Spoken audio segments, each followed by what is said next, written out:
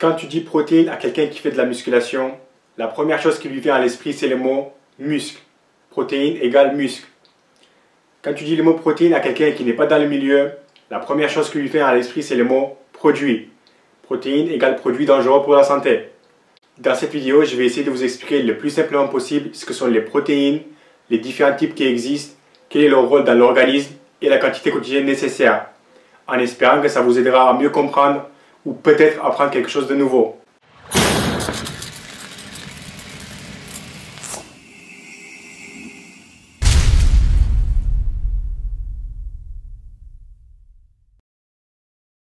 La protéine est probablement le macronutriment le plus important pour le corps. Et ça, ce n'est pas parce que tu l'as besoin pour construire du muscle, mais simplement parce que les protéines sont responsables de beaucoup de choses dans le corps, comme par exemple la digestion, le transport d'oxygène, le transport des molécules dans le sang, le bon fonctionnement de votre système immunitaire. Donc, si vous ne mangez pas assez de protéines, non seulement vous n'allez pas construire du muscle, mais vous risquez d'avoir des petits problèmes de santé. Maintenant, quand vous mangez des protéines, qui sont des grosses molécules, votre corps prend ces protéines et les coupe en petits morceaux pour avoir des petites molécules. Et ces molécules s'appellent les acides aminés. Il existe deux types d'acides aminés, les acides aminés essentiels et les acides aminés non essentiels. Les BCA que vous achetez sous forme de compléments font partie des acides aminés essentiels. Quelle est la différence entre les deux? Les acides aminés essentiels sont des acides aminés qui doivent être apportés par l'alimentation car votre corps n'est pas capable de les fabriquer. Contrairement aux acides aminés non essentiels que le corps synthétise très facilement. Ce qu'il faut savoir ici, c'est que quand ton corps a besoin des acides aminés essentiels et qu'il ne les trouve pas car tu ne les as pas apportés par ton alimentation, même s'il lui manque qu'un acide aminé, ton corps va aller les chercher là où il peut le trouver, c'est-à-dire là où il y a beaucoup de protéines à dégrader, dans le muscle. Et pour quelqu'un qui cherche à construire du muscle, ce n'est pas le top. Et malheureusement, le corps n'est pas capable de stocker les acides aminés sous forme de réserve, en cas de coup dur.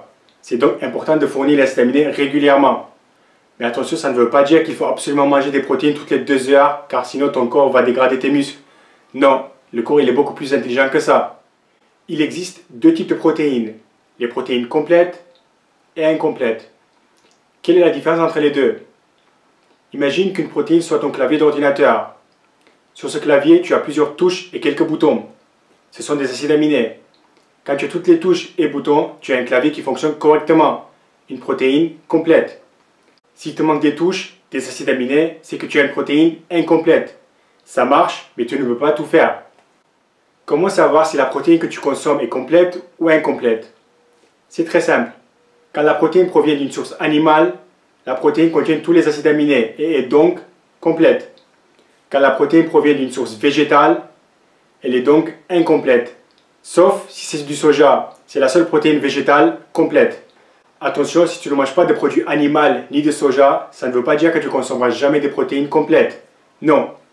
Si tu manges plusieurs protéines végétales, chaque protéine incomplète va apporter quelques acides aminés différents. Et au final, tu vas te retrouver avec une protéine complète. C'est pour ça que c'est important d'avoir plusieurs sources de protéines dans ton assiette, surtout si tu ne manges pas de viande. Combien de grammes de protéines as-tu besoin de manger quotidiennement? Sache que c'est très rare pour un individu qui mange plus ou moins équilibré de ne pas manger assez de protéines. Pour un individu qui pratique une activité physique dont l'objectif est de construire un peu de muscle, il faut qu'il mange entre 1,2 à 2 fois son poids du corps, sauf s'il est en surpoids ou obèse. Par contre, si tu es en surpoids ou obèse, c'est le même calcul, mais au lieu de prendre ton poids actuel, il faut prendre ton poids idéal. Par exemple, je fais 1m80, je fais 100 kg, mon objectif est de descendre à 80 kg. Je fais le même calcul avec le poids 80 kg. Attention, manger plus de protéines ne signifie pas construire plus de muscles. Si aujourd'hui tu manges que 50-60 grammes de protéines et tu passes à 100-120 grammes de protéines, oui, tu vas probablement construire plus de muscles. Mais par contre, si tu manges déjà assez de protéines, c'est-à-dire entre 1,2 à 2 grammes par kilo, et tu passes à 3 fois ton poids du corps, tu ne vas pas construire plus de muscles. Les valeurs biologiques des protéines dans les aliments. Voici la liste. Comme vous le voyez, le meilleur avec un score de 100 est l'œuf. Et ceux qui sont placés en haut de la liste sont des protéines de source animale. Que signifie une protéine à grande valeur biologique et une protéine à petite valeur biologique? Quand une protéine contient les acides aminés essentiels en proportion similaire à celle des besoins du corps, on dit que c'est une protéine à grande valeur biologique. Quand un ou plusieurs acides aminés essentiels sont présents mais en faible quantité, la protéine est considérée comme ayant une petite valeur biologique. Mais attention, ça ne veut pas dire que c'est une bonne ou mauvaise protéine. L'œuf entier a un score de 100. La whey isolate a un score de 159. La whey concentrée a un score de 104. La caséine 77 et le soja 74. Donc les protéines avec une valeur biologique élevée vont être mieux absorbées et vont apporter tous les acides aminés dont le corps a besoin. Attention, ça ne veut pas dire que la whey est mieux que la viande ou que tu vas construire plus de muscles avec la whey que la viande. Non, ça veut tout simplement dire que la whey va être mieux absorbée et utilisée plus facilement. Si c'est vraiment de la whey, il ne faut jamais faire confiance à ce qui est écrit sur l'emballage. Quelques points qui sont importants à garder en tête. La protéine ne construit pas de muscles. Elle répare et reconstruit les muscles. Et ce n'est pas du tout pareil. Car sinon, je peux très bien s'asseoir devant l'ordi, manger des protéines et construire du muscle. On sait très bien que ça n'arrivera pas. Dire que ton corps ne peut digérer que 30 grammes de protéines par repas et que tout le reste va être jeté avec les déchets est totalement stupide et faux. Fournir régulièrement des protéines pour le corps est une bonne idée, surtout pour quelqu'un qui pratique la musculation. Mais la quantité est plus importante que la fréquence. Par exemple, ça sera beaucoup mieux pour la personne de manger 50 grammes de protéines le matin et puis 50 grammes de protéines le soir que de manger 10 grammes de protéines 6 fois dans la journée.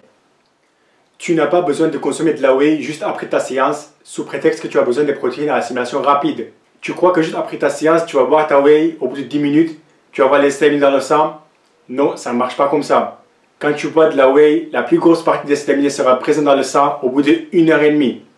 Ça commence au bout de 1 heure et le pic des acides dans le sang sera au bout de 1h30.